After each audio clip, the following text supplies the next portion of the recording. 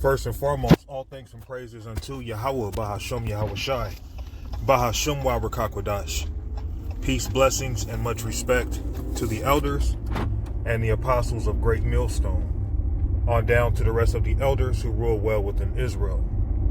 Salutations to the hopeful elect throughout the four corners of this whole entire earth, no matter where, whom they may be, or what they may look like.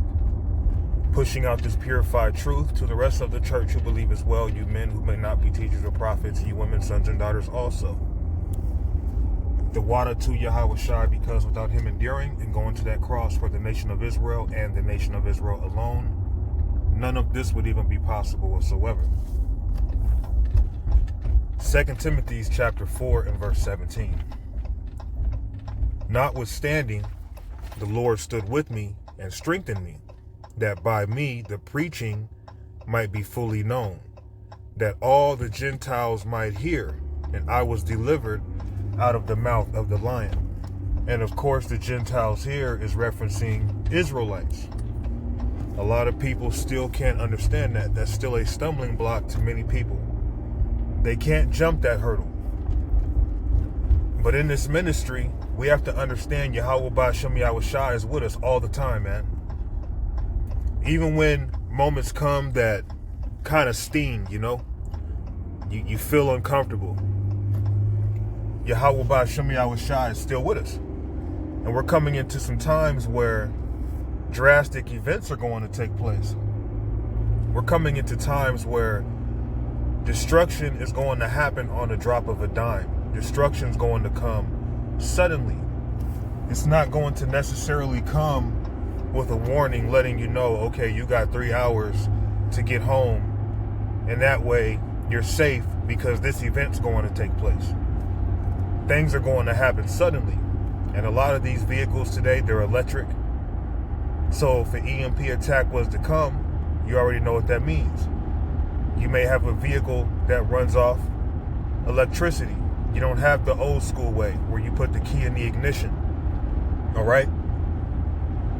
So people who are driving or who are at work or wherever they may be, you may be stuck where you are. And then in moments like that, the natural thing to do would be what? To freak out, lose your mind. Because Yahweh Ba'Shem Yahweh Shai has given us bodies that are weak. These bodies are vain. These bodies constantly have to be reminded that everything's going to be okay, which is really your spirit within you. So when things come, no matter where we are, no matter how it may come or how it happens, the Lord is with us. The Lord is standing with us, even if no one else is standing with us. Even if you're surrounded by non-believers, even if you're surrounded by people who oppose you and want harm to come towards you, the Lord is standing with you.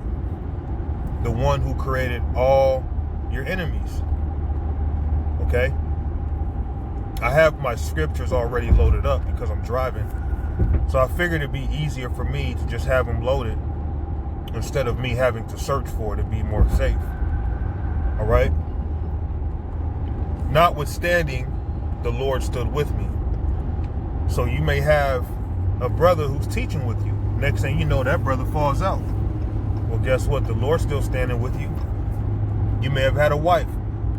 Your wife gave up on you. She left you. The Lord's still standing with you. The list goes on, man.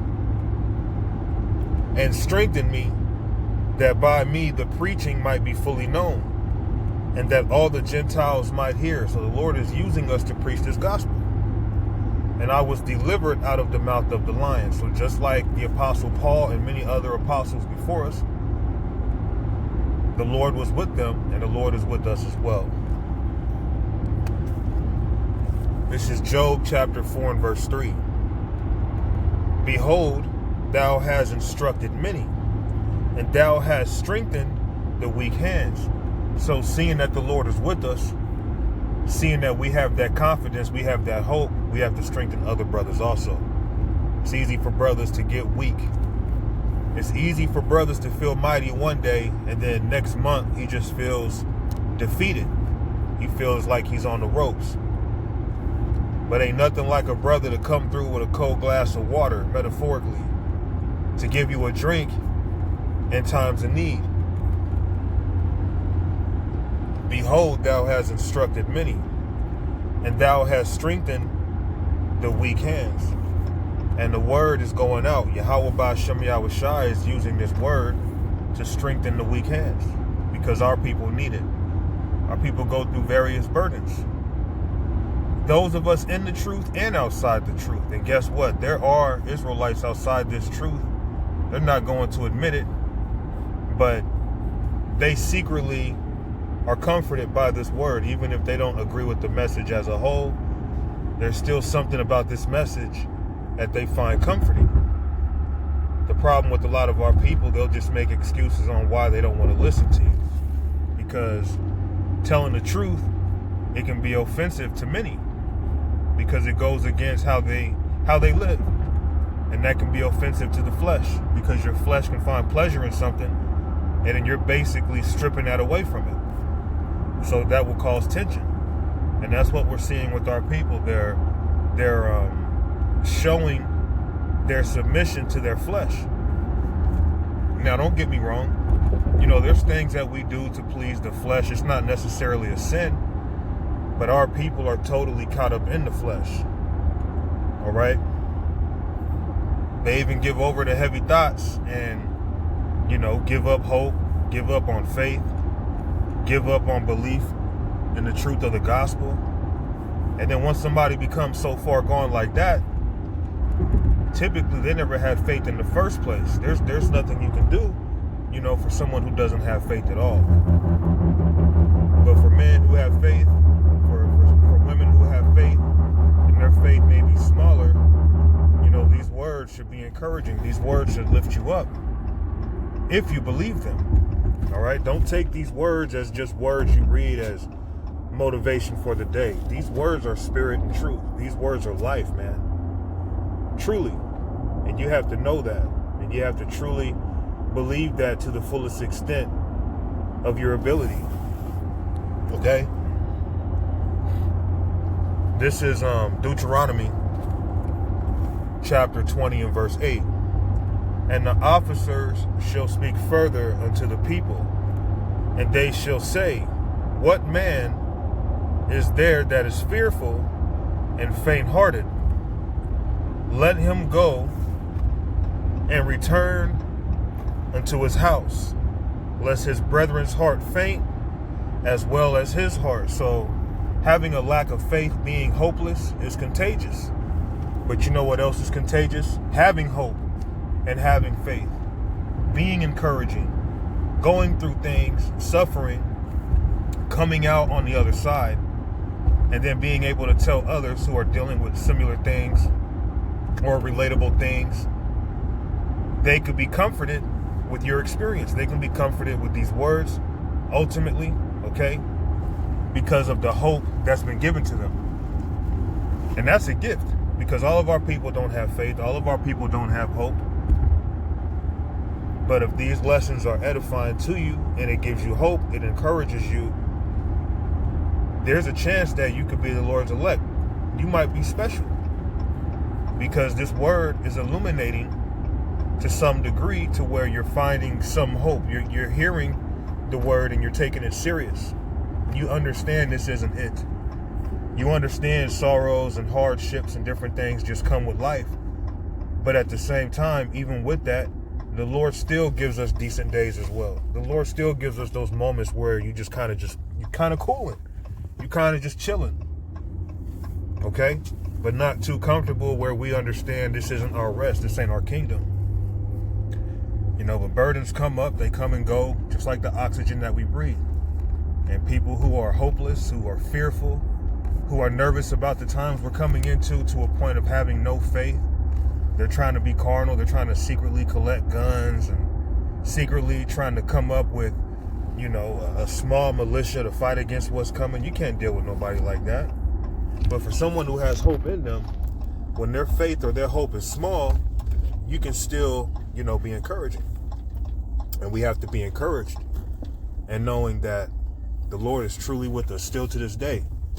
Although we don't see him, things that we don't see far outweigh the things that we do see, Because guess what? The things that we don't see created the things that we do see.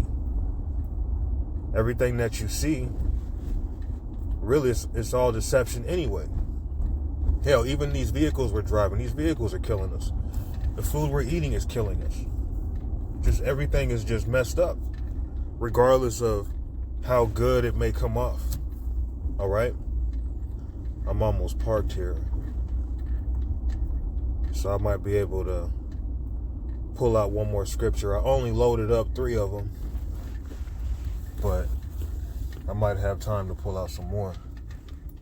Maybe one. All right.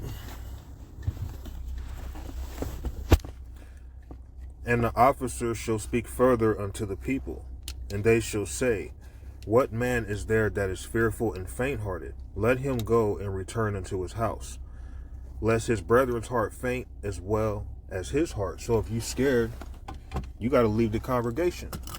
Now, there's this old saying that rappers used to say, I don't know if it started with Snoop or what, but if you scared, go to church. You damn right. If you scared, go to church. Because Yahweh Ba'Shem Yahweh Shai, he's going to be the one to come through for us. He's going to be the one to provide for us. If you scared, go to church. They were saying that in a sense of being disrespectful, you know, adding insult to injury, not even knowing, like, yeah, if you are scared, go to church, as in put your fear in the Lord. Okay?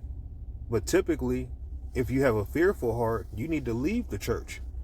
If you have a fearful heart and you have no hope at all, you need to leave the church. But if you're scared, you don't know what to do in a sense of you don't know the answers, and you hear the answers, you know, follow Yahweh Ba'Shem Yahweh Shai, you know. But if you have no hope, leave the congregation, man. If you scared, leave the church. How about that? We'll run with that right there. If you scared, leave the church. But yeah, we have to comfort our people, man, to the best of our ability, while at the same time hoping to be comforted ourselves. Because our power comes from him, who is greater. Isaiah chapter 40 and verse 29. He giveth power to the faint. So our power comes from Yahweh Ba'Shem Yahweh Shai. And to them that have no might, he increaseth strength. Even the youths shall faint and be weary. So even in your prime, you still found yourself getting weary. Here it is, a child be 7, 8, 9 years old. They want to sleep all day, man. Lacking energy. Even the youth shall faint and be weary, and the young men shall utterly fall. But they that wait upon the Lord shall renew their strength. So our strength comes from Yahweh Ba'Shem Yahweh Shai. So if we're scared in a sense of, you know, we're lost, we don't know what to do, this truth should give you comfort. But if this truth don't give you comfort, if you're scared, you got to leave the church, man. You know? But they that wait upon the Lord shall renew their strength. They shall mount with wings as eagles. They shall run and not be weary, and they shall walk and not faint. So we're going to have power. Just like what it says in Wisdom of Solomon 3:7. We're going to have the speed of flash, man. We're going to have lightning bolt speed. All right? So there's a great reward coming to us, as much as times are going to get rougher. You know, various tests are coming ahead of us. It's going to be so worth it once we receive our reward, man. And knowing that our reward is going to be forever. Forever and ever and ever. An everlasting reward for an everlasting kingdom, for a man in an everlasting body, given to us from our everlasting power, Yahweh Ba'Shem Yahweh Shai, through his only begotten Son, Yahweh Shai. So, Lord willing, this lesson, it was simple and edifying.